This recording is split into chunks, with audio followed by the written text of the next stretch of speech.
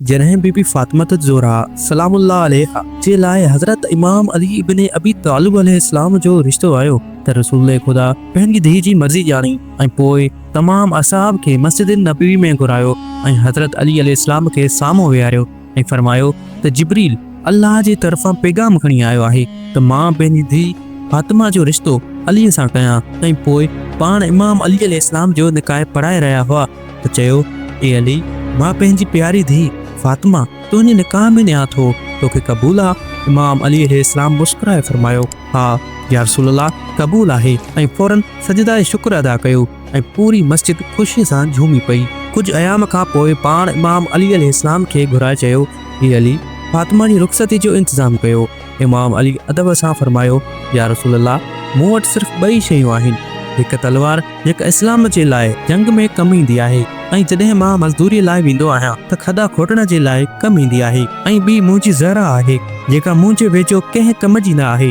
पाण सल्लल्लाहु अलैहि वसल्लम फरमायो, ए अली, ज़हरा खपाए अचु ऐं जेकी पैसा मिलनि उन्हनि मां रुख़सती जो इंतज़ाम कर। इमाम अली बाज़ार वञनि था ऐं ज़हरा खपाए अचनि था ऐं 480 दिरहम खणी हुज़ूर पाक सल्लल्लाहु अलैहि वसल्लम जी ख़िदमत में हाज़िर थियनि था।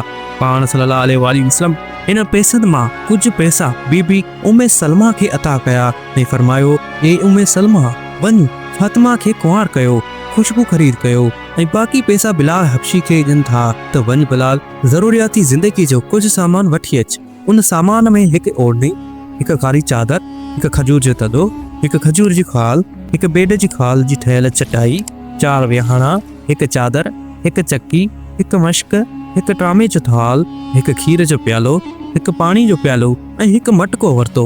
जॾहिं इहो सामान हुज़ूर सल्लल्लाहु अलैहि वसल्लम वटि आयो त पाण जी मुबारक अखियुनि में ॻोढ़ा अची विया। पाण परवरदिगार आलम जे दरबार में दुआ जे लाइ हथ मथे करे फरमायो, ए परवरदिगार आलम, अली ऐं फातिमा खे दुनिया ऐं आख़िरत जे लाइ सुरखरू फरमा, ऐं जेको हिननि सां प्यार करे तूं बि हुननि सां प्यार कर, ऐं जेको हिननि सां दुश्मनी करे तूं बि हुननि सां दुश्मनी कर। बस बिनते रसूलुल्लाह कुंवार थी ऐं इमाम अली अलैहिस्सलाम घोट थी पंहिंजो भाउ हज़रत अकील ऐं हज़रत सलमान फारसी सां गॾु पाण सल्लल्लाहु अलैहि वसल्लम जे घर ताईं अची विया। जीअं हुज़ूर पाक सल्लल्लाहु अलैहि वसल्लम जी नज़र हज़रत अली अलैहिस्सलाम जे मुंहुं मुबारक ते पए थी त मुस्कुराए सीने सां लॻायो ऐं हज़रत फातिमा जो हथु हज़रत अली जे हथ में ॾिनो ऐं फरमायो, ए मुंहिंजी धीउ, मूंखे हिन दुनिया में हिन खां वधीक महबूब को बि न आहे जेको मूं तुंहिंजे लाइ चूंडियो आहे। ऐं पोइ हज़रत अली खे फरमायो, ए अली, तोखे नबीअ जी धीउ मुबारक हुजे। ऐं पोइ अल्लाह जे महबूब जे घर मां इमाम अली अलैहिस्सलाम जी ॼञ निकिती। ॿिए ॾींहुं हिकु सहाबी पाण सल्लल्लाहु अलैहि वसल्लम जी ख़िदमत में आयो ऐं चवण लॻो, या रसूलल्लाह, मां चाहियां थो त हज़रत अली अलैहिस्सलाम जी दावत कयां, पर मूं वटि हिकु नंढो जानवर आहे जेको मां कुर्बान करे सघां थो।